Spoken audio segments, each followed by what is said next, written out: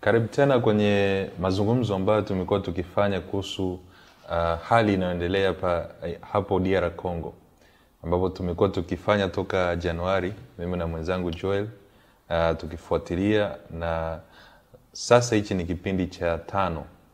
Labda Joel, kama tukianza na matukio yaliyotokea jana, hasa tumeona hotuba ya rais wa Afrika Kusini akiwa anaongea katika bunge, lakini pia tumeona jana pia hapo nazungumzia Machi 11 mwaka huu 2025, tumeona pia rais wa Kongo Felix Tshisekedi ameenda kukutana na rais wa Angola. Katika haya matukio labda unaweza kutuambia nini mpaka sasa hivi?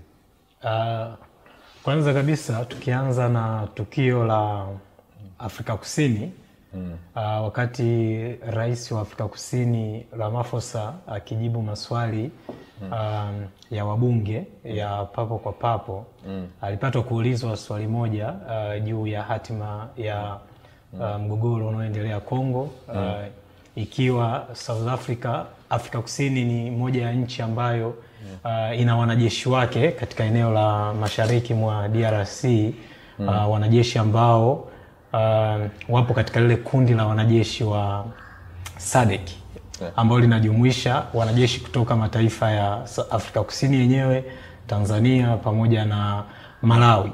Sasa jambo moja ambalo tunaweza tukalizungumza na kulisema ni majibu ambayo Rais Ramaphosa aliyatoa pale bungeni, ambayo yanaashiria kwa kiwango kikubwa kwamba vikosi hivyo vya SADC vipo katika wakati mgumu sana. Amejaribu kueleza kwamba ni kweli vikosi vya Afrika Kusini vipo katika maeneo, vimenasa kwenye maeneo ya Sake, mji wa Sake pamoja na Goma, lakini amejaribu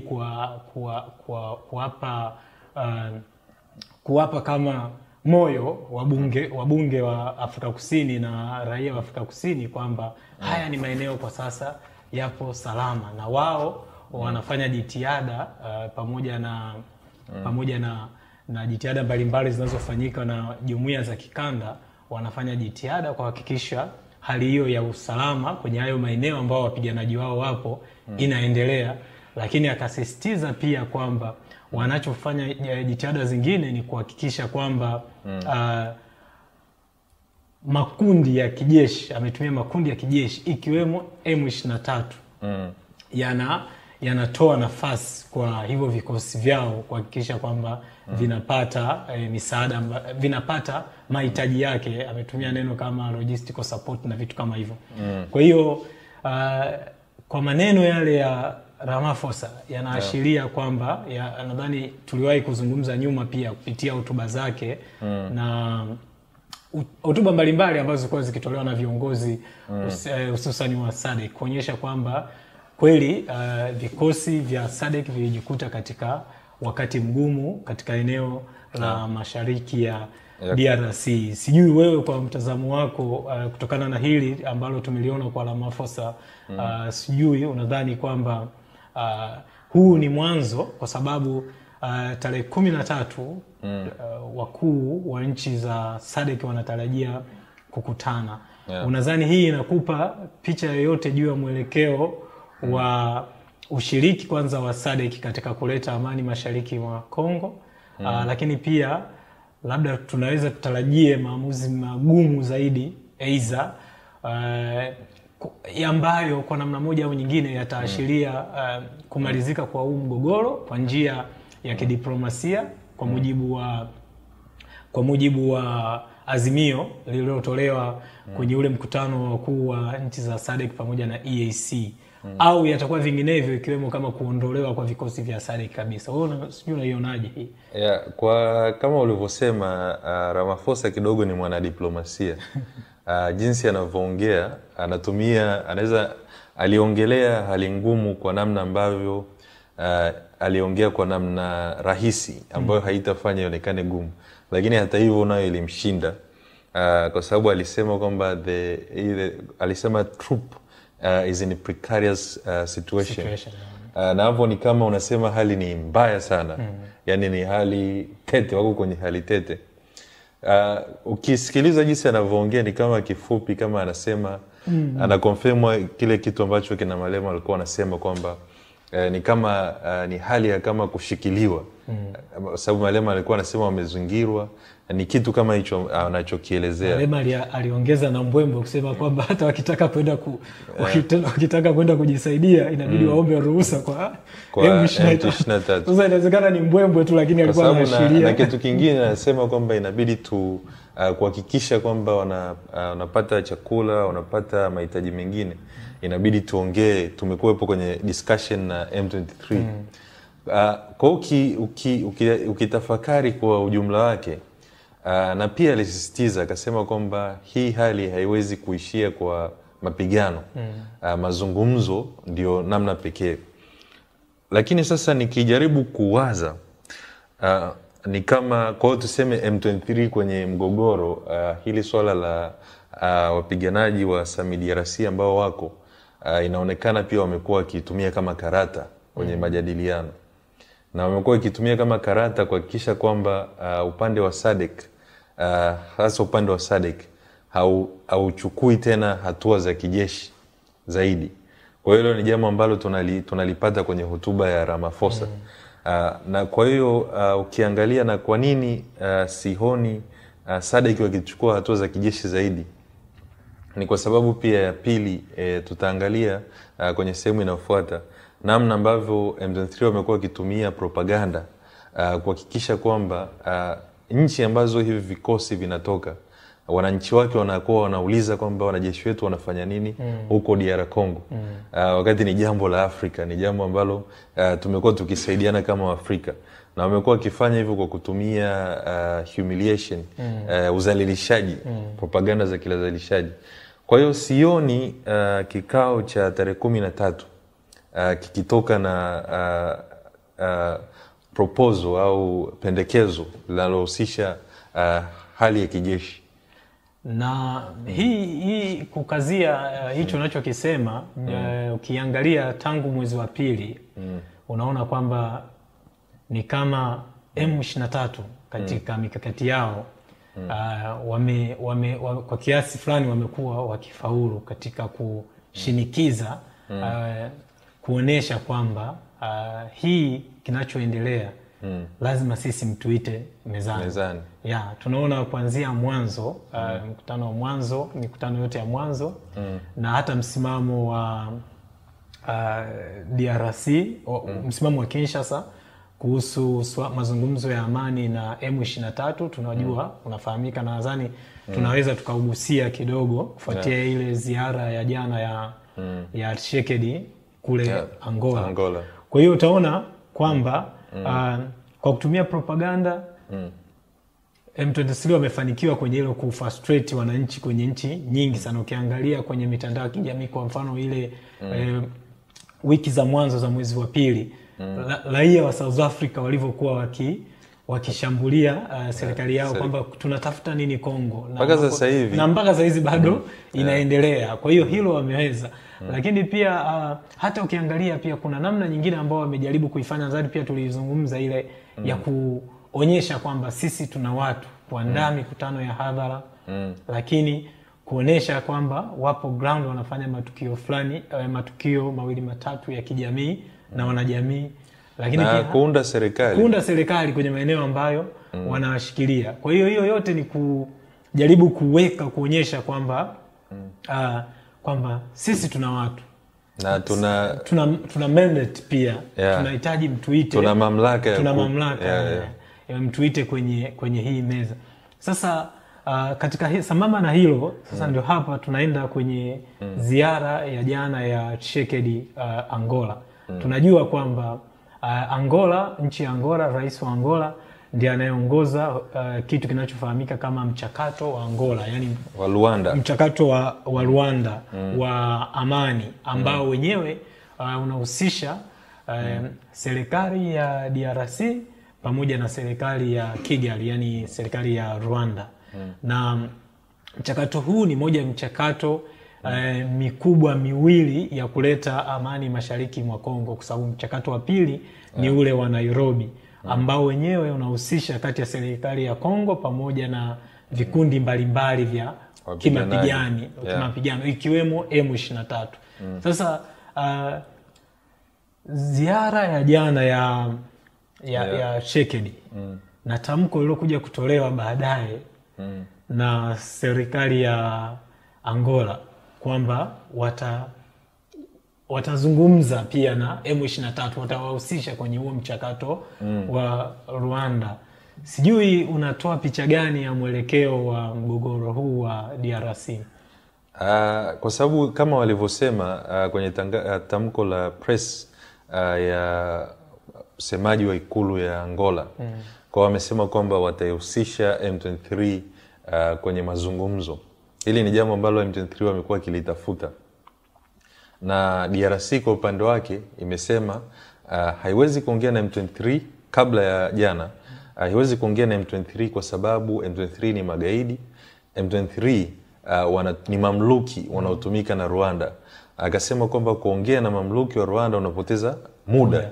Akasema yeye ataongea na Rwanda moja kwa moja. Rwanda kupitia mchakato wa amani wa Rwanda. Sasa Rwanda kumuita ni kama pia signal kwamba hawa watu hakuna namna, inabidi kuongea nao.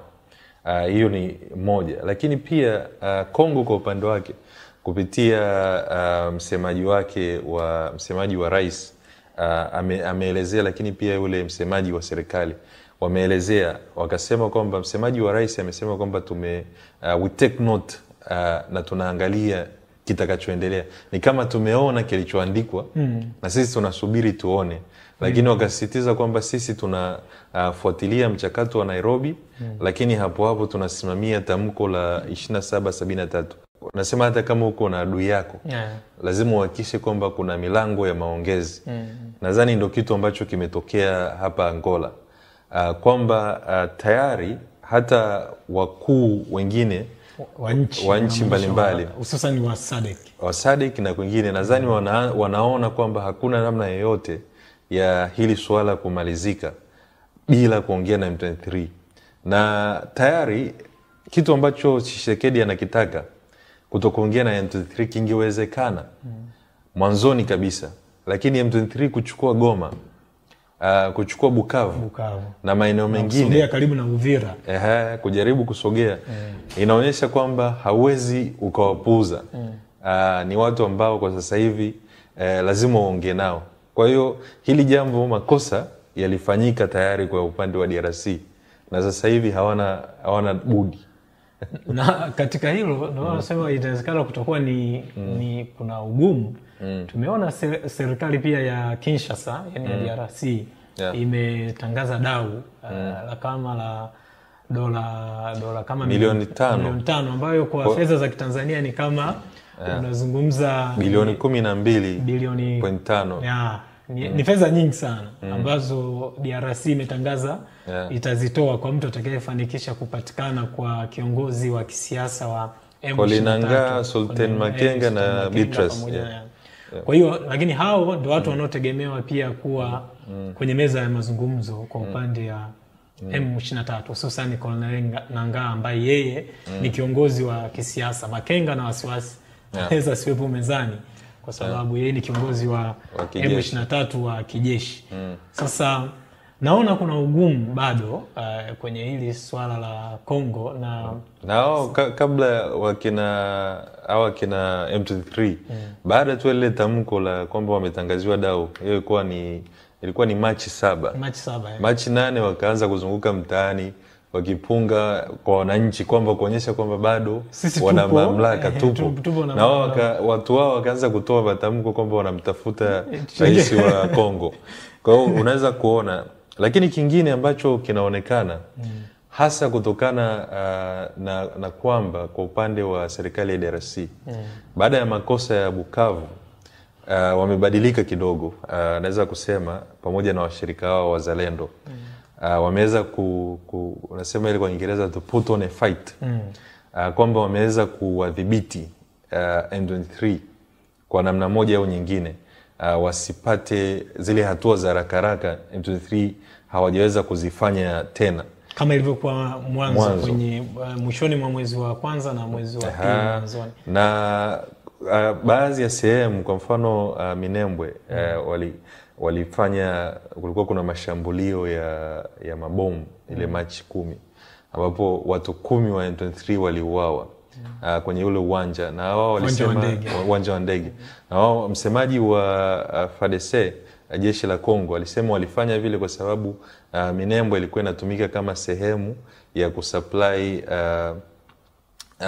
kama kupeleka silaha na vitu vingine kwa wapiganaji wa M23, lakini pia na washirika wao. Hapo nazungumzia kina Turaneo ambao ni washirika ambao wako karibu, kuna Fizi kwenye milima unakuta wanapigana. Kwa hiyo na kitu M23 walichokuwa wanataka kukifanya kwa baadhi ya maeneo ni kama wanaitafuta njia ya kuelekea Uvira na kuitafuta ilikuwa inabidi wachukue baadhi ya maeneo. Sasa ndo hayo imeshindikana.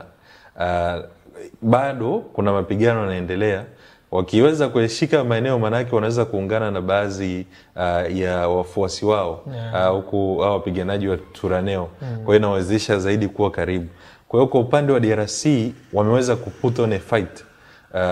Hiyo inaonyesha kwamba hata kwa upande wa M23 kwa sasa hivi sidhani kama wanaona kuna njia ya kupigana zaidi, kwa sababu pia na wao wameanza kukutana na gharama mbalimbali na jinsi huu mgogoro unavyoendelea. Kama umemsikiliza hata Paul Kagame akiwa anaongea na Mario Nauftal, huyu ni mwandishi wa habari wa mitandao ya kijamii, alisema kwamba yeye yuko tayari kukutana na Tshisekedi muda wowote, na akaelezea kwamba suluhu zinazohitajika, cha kwanza mapigano yasitishe, cha pili kuingia kwenye mazungumzo.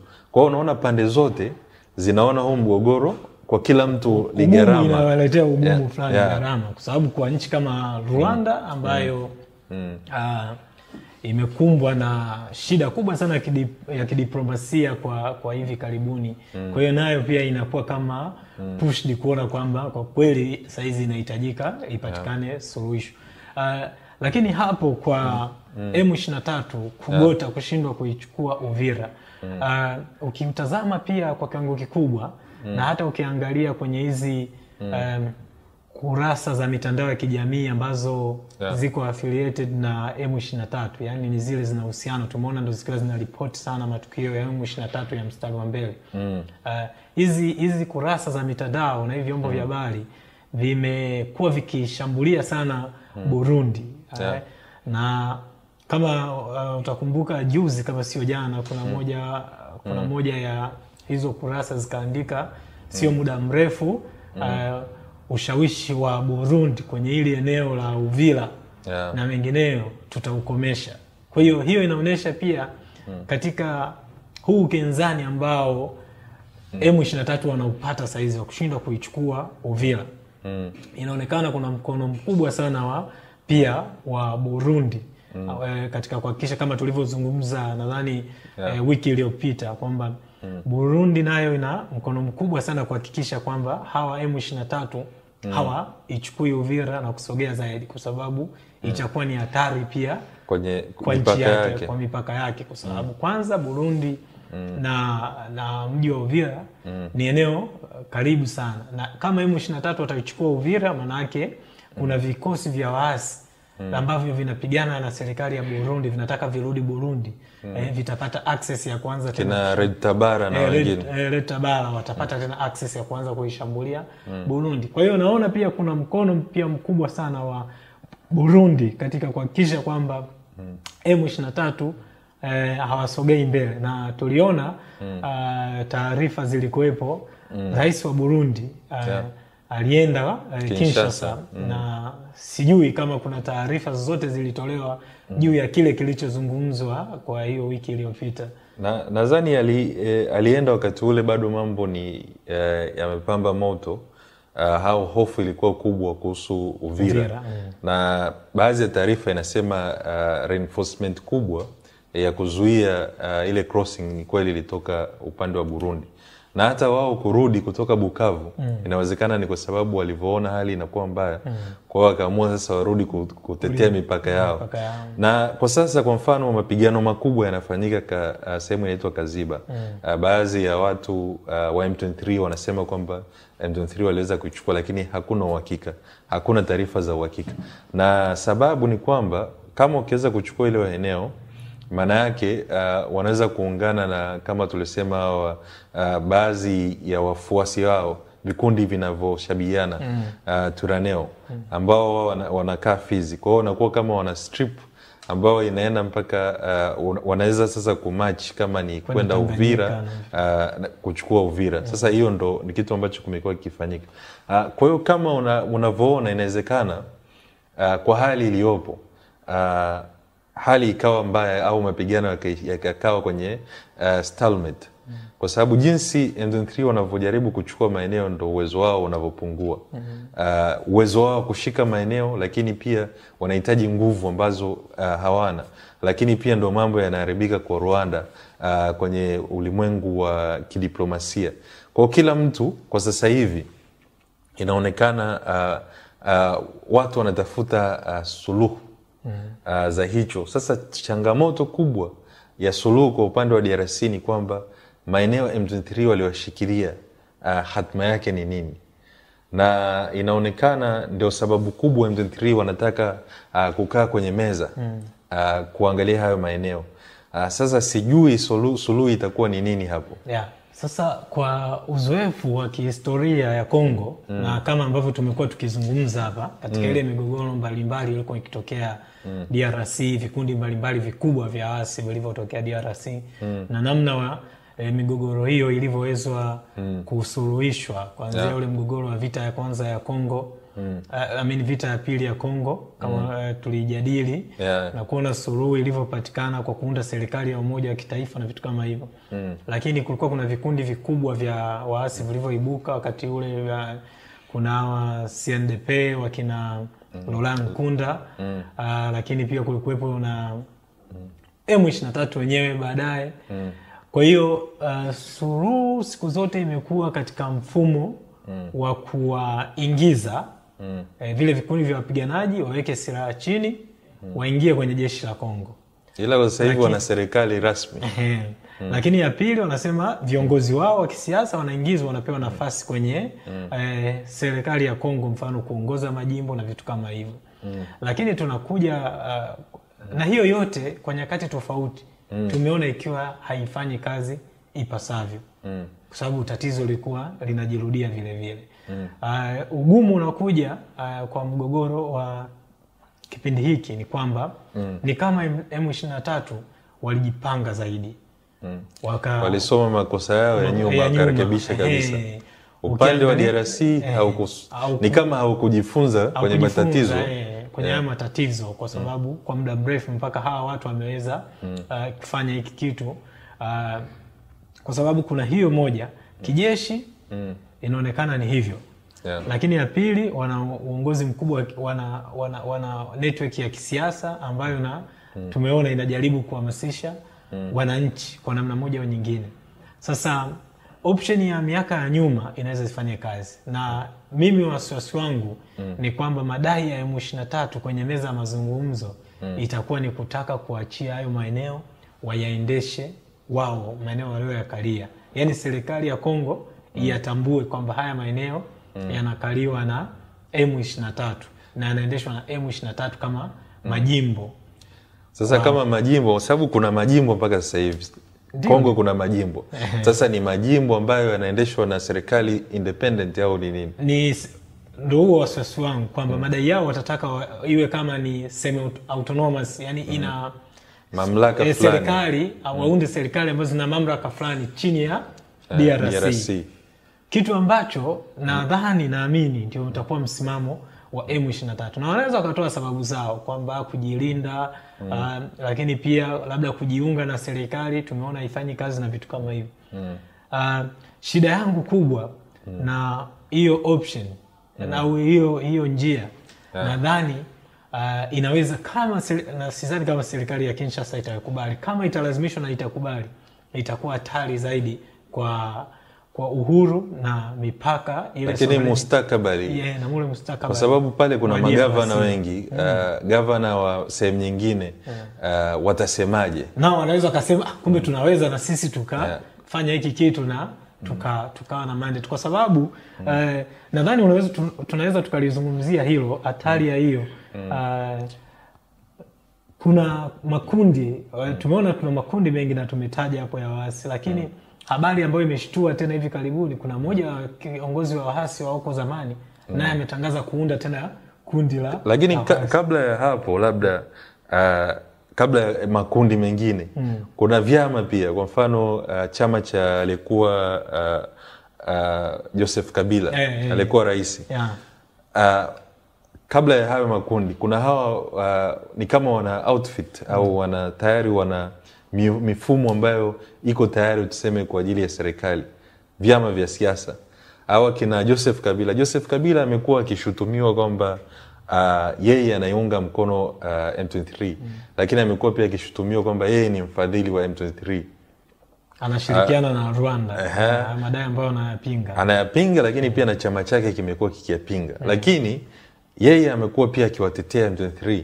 Kwa mfano kwenye makala yake ya kwanza ambayo aliitoa baada ya kimya kirefu, alisema, aliandika makala ikachapishwa na gazeti la South Africa, Afrika Kusini. Akasema kwamba kitu cha kwanza alikataa, akasema serikali ya Kongo inafanya makosa kuwaita M23 kwamba ni watu wanaotumiwa kutoka nje ya nchi. Alikikataa hicho, akasema hawa ni watoto wa Kongo ambao wanatakiwa wasikilizwe. Lakini kitu ambacho serikali ya Kongo inachosema kwamba Rwanda inapigana ndani ni kitu ambacho kiko wazi, ni kitu ambacho kimethibitishwa na SADC wamesema, UN wamesema, na UN imewataka. Kwa hiyo yeye Joseph Kabila haoni hizo zote, kutokuona hilo pia ni jambo lingine ambalo lilifanya watu wengi wakamkosoa. Sasa hivi tunasikia kwamba ni kama anaamua kurudi rasmi kwenye siasa, kwa sababu, na anasema kwa sababu anaona huyu rais wa sasa ameshindwa kuiendesha kumaliza mgogoro. Labda hiyo unazungumziaje? Kwamba unajua ni jambo ambalo linashangaza, lakini ndio siasa. Tunaweza kusema lakini ni siasa, lakini ni jambo kwa sababu linahusu maisha ya watu na ni mgogoro unaowasili maisha ya watu. Inashangaza pia na unaweza ukamhoji Kabila kwa sababu moja, anaitumia huu mgogoro kama fursa ya kisiasa ya yeye kukiimarisha chama chake, lakini maybe na kujiimarisha yeye pia kisiasa baada ya kupotea kwenye anga za kisiasa za DRC na alipotea kwa sababu ya kushindwana na rais aliyopo hivi sasa. Na hiyo hoja ya pili ya kusema kwamba mrisi wake ameshindwa kutatua huu mgogoro wa M23 ni sahihi. Shekedi ana makosa yake na sisi tumeshachambua hapa. Shekedi kama rais, lakini pia kama serikali ya Kongo pia tulishachambua. Lakini jambo kubwa ni kwamba yeye pia ana nafasi kubwa katika hii migogoro inayoendelea katika nchi ya DRC. Kwa sababu wakati serikali ya umoja wa kitaifa inaundwa mwaka 2003, yeye ndo alikuwa rais, tena akiwa kijana kabisa. Matatizo yaliyoendelea baada ya hapo, kwa sababu baada ya hapo tunasema at least aliweza kuconsolidate power na kuwa kama rais wa nchi. Lakini baada ya hapo yale madhaifu tulikuwa naeleza katika nchi ya Kongo ambayo yametajwa na wachambuzi wengi, kwa mfano jeshi la Kongo kukosekana na jeshi la kitaifa na la kizalendo kwenye nchi ya Kongo. Yeye ana nafasi kubwa sana ya kulaumiwa katika hilo, kwa sababu katika kipindi chote yeye kwanza ameingia serikalini kama kutokea msituni kama mpiganaji. Kwa hiyo ni mtu anayefahamu masuala hayo ya jeshi, ni msomi wa vyuo vikubwa duniani ambavyo vinatoa taaluma ya kijeshi. Lakini hiyo yote imeshindikana chini ya uongozi wake. Kwa hiyo yeye mwenyewe binafsi kumpoint moja kwa moja Tshisekedi kwamba ni tatizo ameshindwa kulisuluhisha. Mimi naona pia ni ile wanasema unanyosha kidole kimoja kwa mwenzako kati vinne vilivyobaki vinakutazama. Kwa hiyo kwa yeye kama mstaafu, mimi nilikuwa namuona na nafasi kubwa sana ya kusaidia, ya kuhakikisha kwamba pamoja na yote kwamba kama kiongozi wa kitaifa kwanza anajua kwamba kuna umuhimu wa uhuru wa nchi yetu na mipaka ya nchi yetu kuheshimiwa.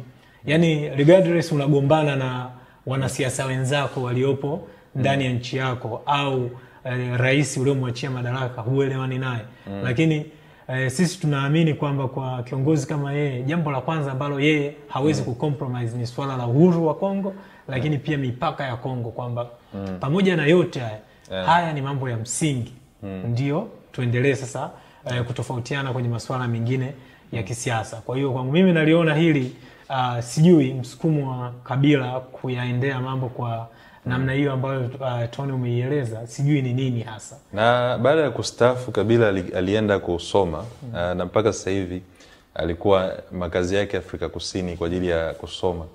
Ameandika kwenye PhD yake tafiti ambayo amefanya kwa sababu ya elimu ni kuhusu mgogoro wa Kongo. Mimi nadhani Kabila alikuwa na nafasi ya kuwa kiongozi muunganishi. Jambo ambalo hajafanikiwa kulionyesha. Alikuwa na hiyo nafasi kwamba lazima aonyeshe kwamba kuna hata pamoja na kwamba kuwa na pamoja na maoni yake juu ya M23, maoni yake juu ya Tshisekedi, alikuwa bado na nafasi ya kuonyesha kwamba nchi ipo juu ya vyote, lakini ni jambo ambalo anaonekana hajafanikiwa kulionyesha. Na hilo jambo pamoja na masuala ya kisiasa anayotaka kutimiza na chama chake, litamgharimu kwa wananchi, kwa sababu haya mambo wananchi wengi sio kwamba wanapenda mambo yote yanaendelea. Wengi wanataka kuwa na utulivu, wengi wanataka kuwa na amani. Na watu wengi wamekimbia kwa sababu ya hivi vita. Watu 8,000 wameuawa. Kwa hiyo haya mambo yote kwenye mambo yake, pamoja na kusema mchezo wa kisiasa, lazima angeangalia kwa kuangalia maisha ya watu. Sasa naona ni kama amepoteza nafasi ya kuwa kiongozi muunganishi wa DRC. Na hiyo haimaanishi kwamba lazima azizungumze pointi za Tshisekedi. Sio lazima yani. Anaweza akamkosoa, lakini akaonyesha kwamba yeye DRC ni namba 1. Kwa hiyo hilo ni jambo ambalo ukimsikiliza unalikosa, unamwona mbona ni kama sio kiongozi mstaafu, ni kama kiongozi wa upinzani tu.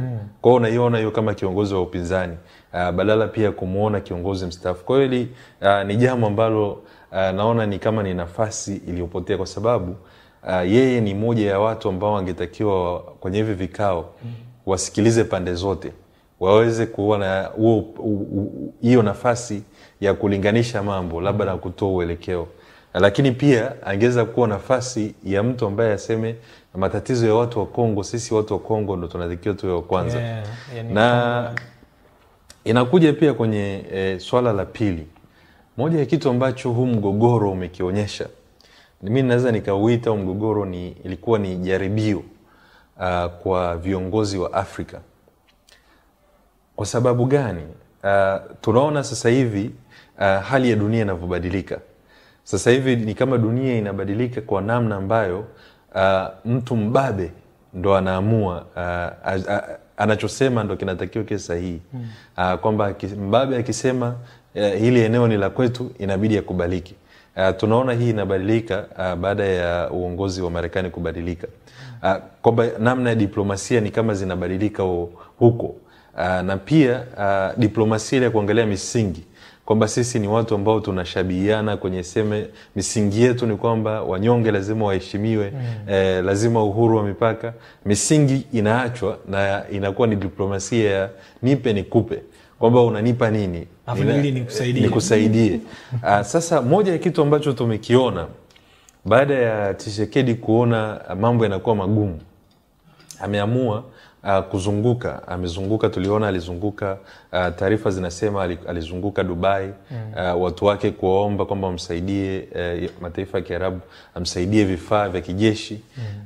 Tumeona kuna watu wamecamp, wamepiga kambi kabisa Washington DC, kuhakikisha serikali ya Marekani inamsikiliza Tshisekedi na anachokitumia ni madini yake, jambo ambalo sio kwamba ni uwezi ukalisema ni sio sahihi kabisa kwa sababu ya mazingira, lakini unaweza kuona watu wake wameconsult hadi makampuni makubwa kwa ajili ya kutengeneza uhusiano na serikali kama za Marekani na haya. Tunamwona Brussels, Ubelgiji, inabidi ahangaike kwamba Brussels, makao makuu ya EU, Umoja wa Ulaya kaa nayo.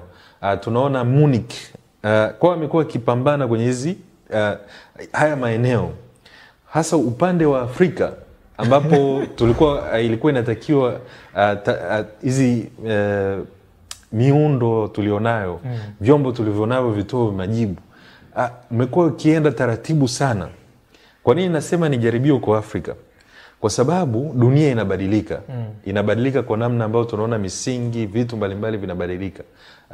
Sasa jaribio, kwa sababu jaribio la kwanza, kama ikitokea crisis Africa, vyombo vya Afrika vinawezaje their response, mwitikio wake.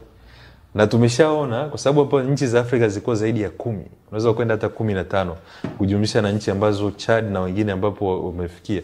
Kwa hiyo karibia robo ya Afrika inawaangalia mgogoro directly. Kwa hiyo cha kwanza ambacho tunaona ni kwamba kama ikitokea crisis Afrika, ni kwamba uwezo wa Afrika kutoa mwitikio ni taratibu sana.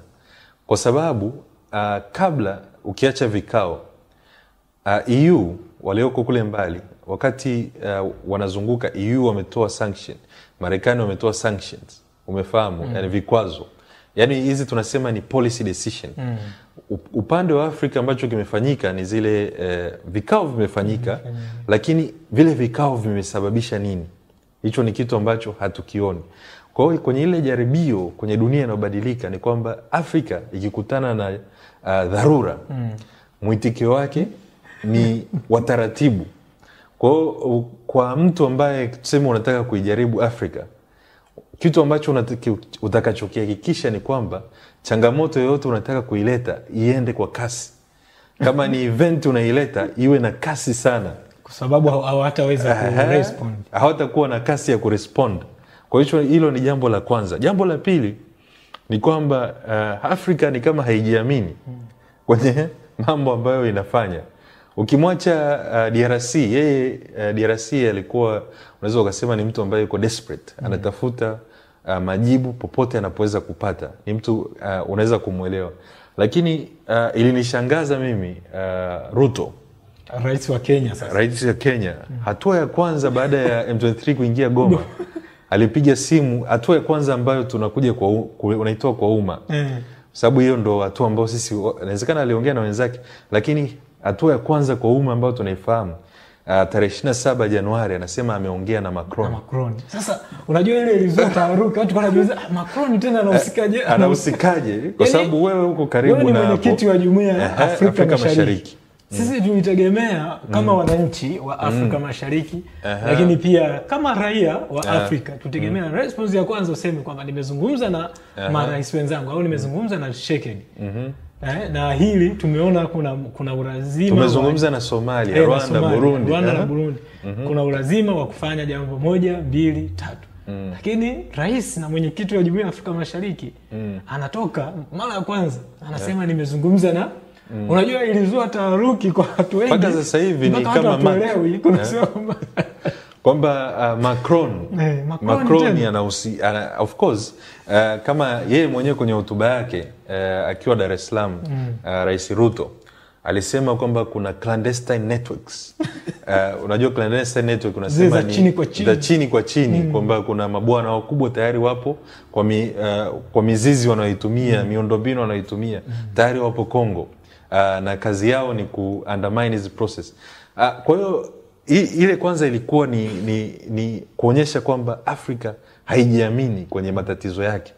Na kweli uwezi ukasema inajiamini kwa sababu mpaka sasa hivi yani maazimio tukianzia na maazimio ya Afrika Mashariki, maazimio yaliyotolewa na SADC, maazimio kwa sababu mkutano wa SADC ulivuta ule SADC na East Africa uliofanyika Dar es Salaam, ulivuta hisia za dunia, kwa sababu kama unakumbuka vyombo vya habari, yani ilikuwa ni macho ya dunia yote, ni mkutano wa kihistoria, haujawahi kutokea hiyo.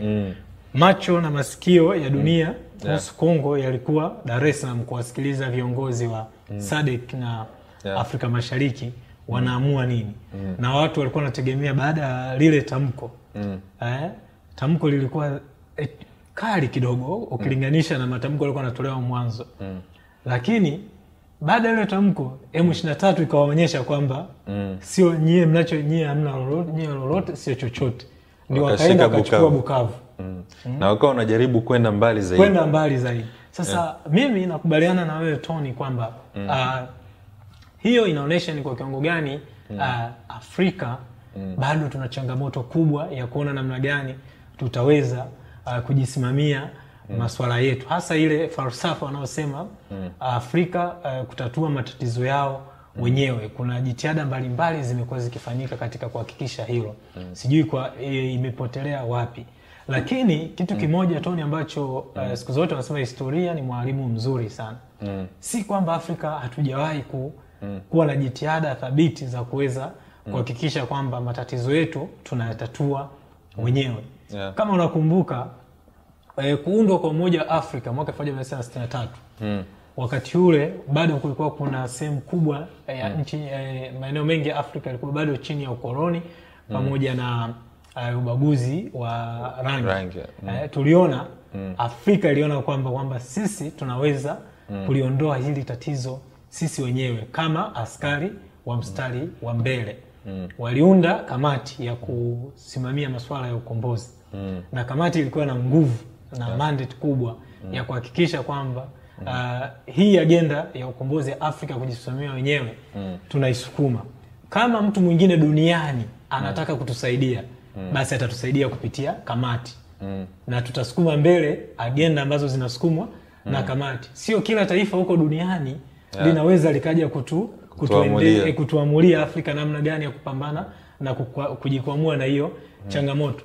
Na kwa kweli ile hiyo attempt au hiyo initiative, hiyo jitihada ya Afrika wakati huo iliweza kuzaa matunda, na dunia nzima ilijua. Hata kwenye Umoja wa Mataifa, mataifa mbalimbali yalikuwa yanajua kwamba ajenda ya kuondoa ukoloni imeshikiliwa na Afrika wenyewe kupitia kamati ya ukombozi, lakini pia kupitia Umoja wa Afrika. Kwa hiyo ndio hiko kitu ambacho mimi naona kwamba ni changamoto kwa sisi, kwa kizazi cha sasa cha Waafrika ambao hivi sasa tupo, kuona namna gani tunaweza kuirudisha hiyo ardhi ya labda umeongea kitu kizuri sana. Wakati ule mission ilikuwepo. Inaonekana kwa sasa hivi mission ilikuwepo, it was against other people. Ilikuwa ni kwa kinyume, ni mission kuhusu watu ambao sio wa Afrika. Wengi ni wakoloni na kadhalika. Kwa sasa hivi kuna kama kuoneana aibu kwamba mission ya Umoja wa Afrika ni nini. Labda kuna hilo jambo kuangalia, kwa sababu hii mission ya kusema kuendelezana kiuchumi ni kama hatuoni hata hiyo uchumi. Africa Free Continental Trade, ile muunganiko wa kibiashara wa Afrika, hatuoni ikifanya kazi. Kuzunguka ndani ya Afrika ni ngumu kuliko ukitaka kwenda Afrika Magharibi lazima uende nje ya Afrika. Either uende Qatar, uende Ulaya, ndio Misri tu hapo, Misri ya Morocco huko. Ukitaka kwenda Senegal lazima utoke nje ya Afrika, kama mimi wa East Africa. Lazima sasa ukiangalia ni kama Afrika inahitaji, Umoja wa Afrika unahitaji mission mpya. Kwa sababu kama ile jambo halita kuwepo, kuna kitu huyu Macron ambao alikuwa anazungumzia akiwa anawaambia watu wenzake wa Ulaya, anasema kwamba inabidi Ulaya ianze kula nyama, isiwe mnyama wa kula mboga tu. Hiyo ni katika hotuba yake ya ni nyuma kidogo, mwaka jana nadhani. isiwe inakula majani tu, ianze kula na nyama. Kama isipofanya hivyo itakuwa ndio chakula kwenye sahani. Sasa naiona Afrika ndio ikiwa ule mkate chakula kwenye sahani kwa dunia. Sasa na ukiangalia kwa sasa hivi ni kama ninavyosema, DRC ni test. DRC ni test kwa sababu ni kama kuna maeneo kadhaa ambayo kwa sasa hivi yanafanywa majaribio ya mashirikiano ya kimataifa au sheria za kimataifa. Una Ukraine unaona hapo ni kama kuna Ulaya kwa upande wao ni kama wanaangalia sasa dunia inapoelekea. Ni kama wameamshwa na Marekani na wao wanajipanga. Kitu cha kwanza wamesema kwamba inabidi wajenge defense industry yao, kiwanda chao cha silaha. Wao wana uwezo wa kujitosheleza kisilaha. Wao wana uwezo wa kujilinda.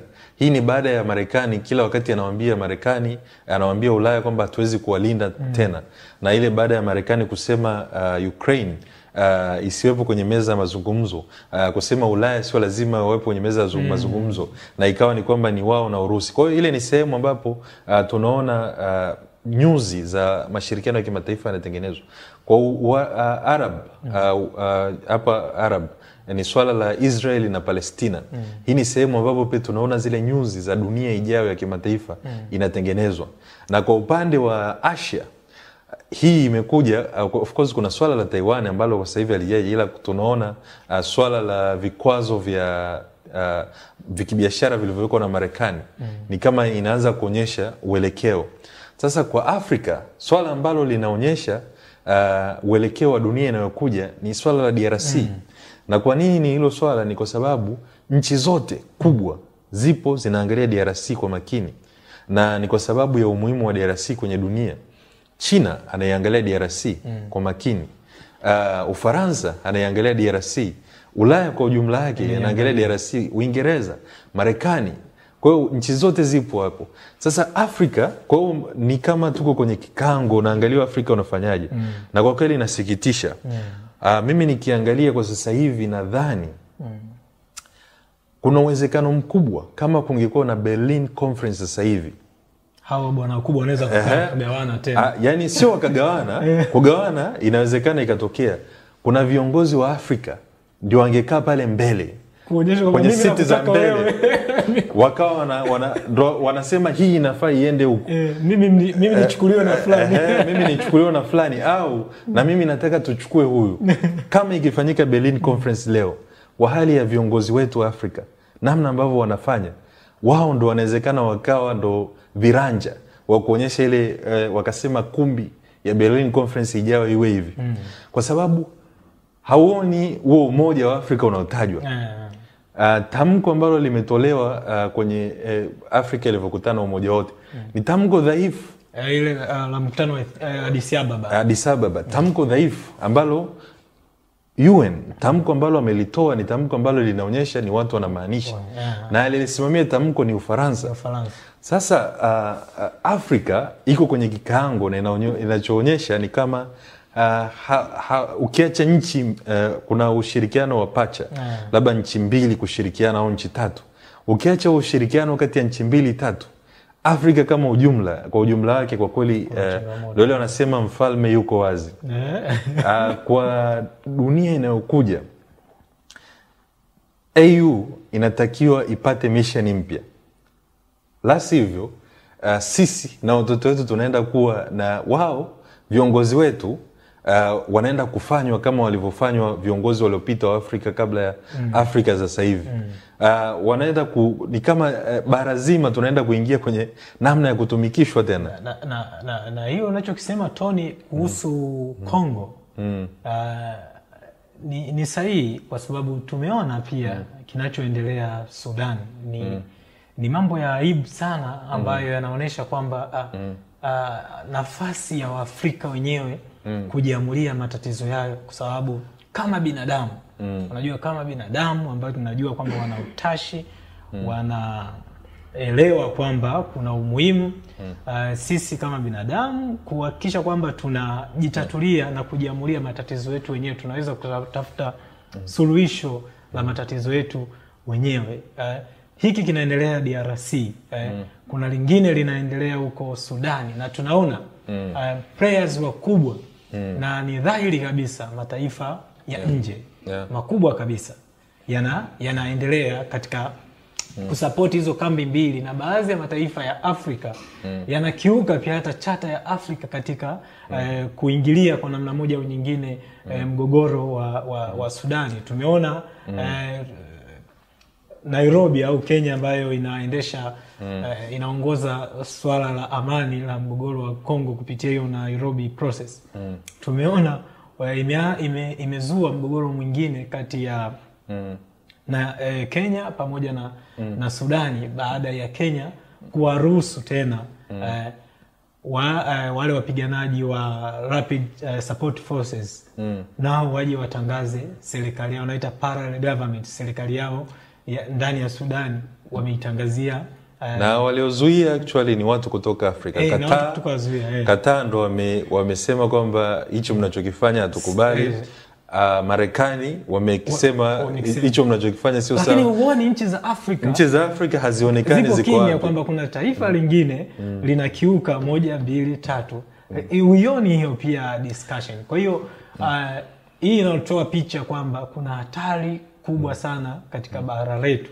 Na ukiangalia kwa mwelekeo wa kisiasa wa dunia na kama ulivyosema masuala ya diplomasia yanavyobadilika kwa kasi, na hususan ukiangalia utawala mpya wa Marekani, lakini pia mambo yalivyo dhihirika Ukraine pamoja na Mashariki ya Kati, inatupa picha kwamba kama Umoja wa Afrika usipokuja na mission mpya na watu kuwa committed na raia wa Afrika wenyewe kuhakikisha kwamba tunasimama imara, nadhani hata hivi miradi au hatua mbalimbali ambazo tunajisifia tumezipiga kama Afrika zinaweza zikawa sawa sawa na bure, kwa sababu ya namna dunia itakavyoichukulia na kuona kwamba Afrika ndio sahani yenyewe, chakula chenyewe kwenye sahani, kila mtu ajigawie kadiri ya, tena sio chakula kwenye sahani, tuseme ni kama dish ya kusevu ile. Na siku zote kama ukirudi kwenye mgogoro wa Kongo, siku zote kumekuepo na wanahusika kwenye hii migogoro wanaosema wanahusika kwenye hii migogoro kwamba wale wanaisogeza sahani kwa mabwana wakubwa ni Afrika wenyewe. Kwa wakati ule wakati wa mgogoro wa Kongo unavyoanza miaka 60 baada ya Kongo kupata uhuru, Afrika Kusini ambayo sasa hivi inamsaidia Kongo, Afrika Kusini chini ya Makaburu, yeye ndio ilikuwa kazi yake kupeleka mercenaries ndani ya Kongo. Yeye ndio ilikuwa kazi yake kuchukua mercenaries kutangaza South Africa, Malawi, kila sehemu dunia. Wao ndio walikuwa kazi yao kuwaleta huku Kongo. Wao ndio walikuwa kazi yao kupeleka chokochoko kila sehemu. Kwa hiyo hilo ni jambo ambalo ndivyo Afrika ilivyokuwa. Kwa hiyo Afrika haiwezi kuepuka kwamba it needs ule unasema umoja wa Afrika, the unity of Africa needs a new mission ambayo itakuwa na watu who are committed, watu ambao wanamaanisha wanachokisema. Kwa sasa hivi kwa kweli tunaenda kuwa chakula cha watu. Na nitaka nitolee mfano Tony kuonyesha kwamba namna hivi sasa tunavyoona viongozi wa Afrika wanaposhindwa kukosoana na kuambiana wenyewe kwa wenyewe, au taifa moja la Afrika kukosoa taifa lingine wanapoona kwamba limekiuka na moja au nyingine misingi ya sheria za kimataifa au mikataba ya Umoja wa Afrika na mikataba mingine ya kikanda. Kama unakumbuka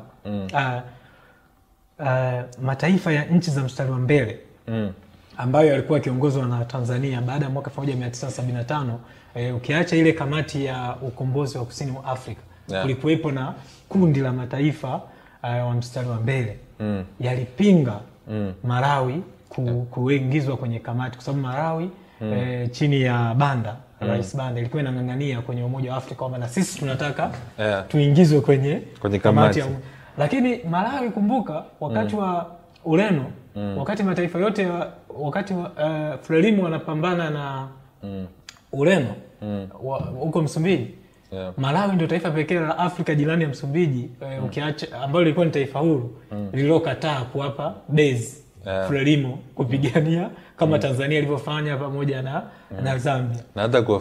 Na hata kuwafukuza wapiganaji wapigania uhuru. Lakini pia Malawi ndio nchi iliyotangaza kwamba haiwezi kaiwekea vikwazo wakoloni wa Kireno. Kwa hiyo baadaye sasa ilivyotaka kuingia kwenye ile kamati wakaona kama hawa ni kama masnitch wanataka kuingia. Na ulikuwa ukitolewa msimamo wazi. Kuna viongozi wakubwa kama Mwalimu Nyerere pia alikuwa akizungumza ile wazi kwamba hatuwezi na alikuwa akifafanulia wananchi. Kwa nini tuko kwenye Umoja wa Afrika tumewaeleza hatutaki Malawi aingie kwenye kamati ya ukombozi. Mwalimu alikuwa anafafanulia wananchi na wananchi wanajua kwamba kwa sababu kumbe msimamo wa kutoingiza Malawi kwenye kamati ni kwa sababu imefanya na inafanya makosa 1, 2, 3. Kwa hiyo mimi naamini hiyo spirit ya kukosoana wenyewe kwa wenyewe kama viongozi wa Afrika na mataifa ya Afrika itasaidia sana kutuepusha na hiyo hatari ambayo tunaweza kuielekea huko mbeleni.